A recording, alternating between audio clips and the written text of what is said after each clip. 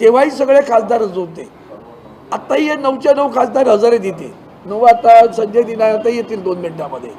आणि म्हणून आम्ही मुद्दाम सगळ्यांना एकत्र आणलं की ज्यांना कुणाला वाटतं त्यांनी अगदी व्यक्तिशः जरी बोललं तरीच राहिलं. आमची वज्रमुठ आहे मजबूत, टायगर जिंदा आहे, तसे सगळे आहे तिकडे.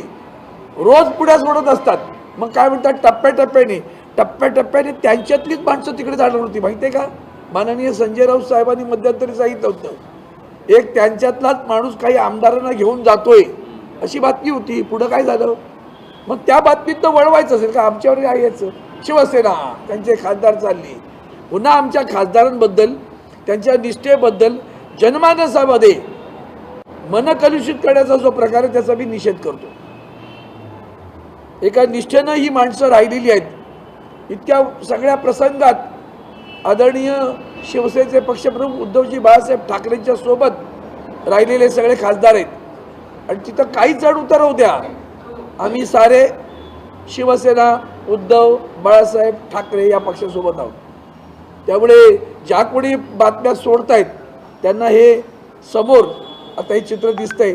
दावा करणाऱ्यांना विचारलं पाहिजे की दावा कशाच्या आधारे करता. आता तुम्ही पाहिलं ना, हे समोर आहे हे चित्र आणि ते चित्र दाखवा.